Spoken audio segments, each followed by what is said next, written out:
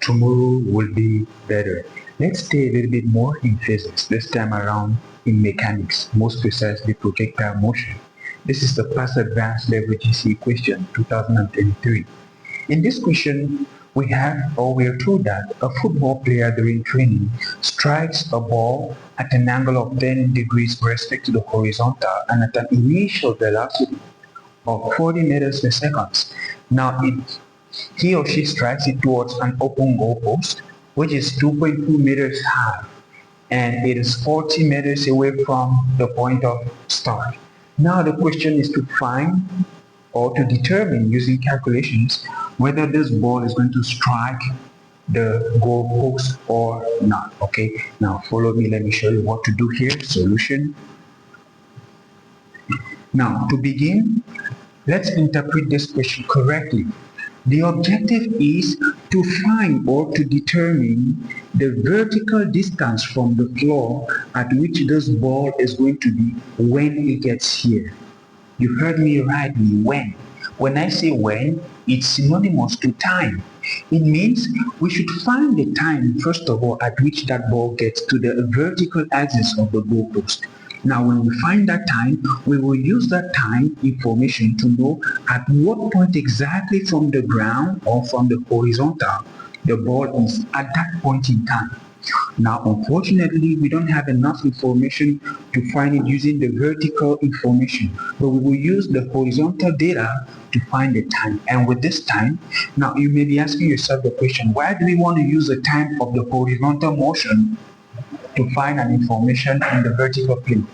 This is simply because in as much as the two components are independent one from the other, all of them are happening simultaneously. It means it's happening at the same time, okay? So the same time at which that ball is going to be here is the same time at which it will find itself somewhere along this vertical plane, all right? So the first thing here is let us find the time at which the ball will find itself along this axis. Is the same time at which the ball would have covered this 40 meters in the horizontal plane, all right? So now, given the information I have, I can only use the equation S is equal to UT now minus half gt squared. There are a lot of you guys who get confused on whether to use negative or positive for the value of g. You can subscribe to my YouTube channel, and in the comment section you can outline your problem and I can have a special session just for you, all right? So, but in this case, we're going to use a negative because from the start of the motion, the object is opposing gravity, okay? Right from the onset, the object opposes gravity, so it takes a negative sign here. But notice something, since we are dealing with the horizontal components right now, all of this term is going to boil down to zero because g along the horizontal plane is zero, all right? So we have that s is 40 meters, u, which is the horizontal component of this velocity, which is going to be 40 cosine the angle, which is 10, and then times t, which is what we are looking for. This implies t is going to be equal to 40 divided by 40 cosine 10. If you punch correctly on a calculator, you're going to have that this will be 1.015 seconds. Be very sensitive to your units. Now, what do we do with this time? We will now use this time to calculate the distance from the ground at which the ball is going to be, which means we are saying after 1.015 seconds, this ball had covered 40 meters in the horizontal plane. Now, how high was this ball after this time? That's what we want to get.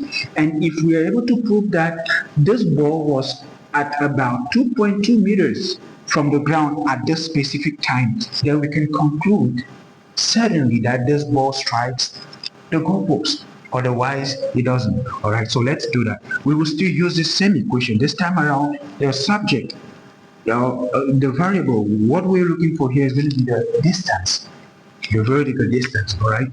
So we will say again that S horizontal is going to be U horizontal, T horizontal is the same as T vertical because it's happening simultaneously, T square, right? So we want to find this h, and we will use, this time around we're going to use 40, no longer cos, because remember cosine is a horizontal component of our initial velocity. Now we would use 40 but sine this time around. Okay, so it's equal to 40 sine 10 degrees times the time, which was calculated as 0. As so, and then minus half of 9.8 times 1.015 all squared. Now, if you punch correctly on your calculator, you're going to have that all of this will boil down to 2.08 meters, something like this. Now, at this point, you can use your common sense. You can use some logic here and say this is approximately equal to 2.2 meters. If you draw this conclusion, then you can conclude again by saying therefore the ball strikes. But if you come to a conclusion and say this is different from 2.2, and then of course you will say it doesn't. So here you say strikes.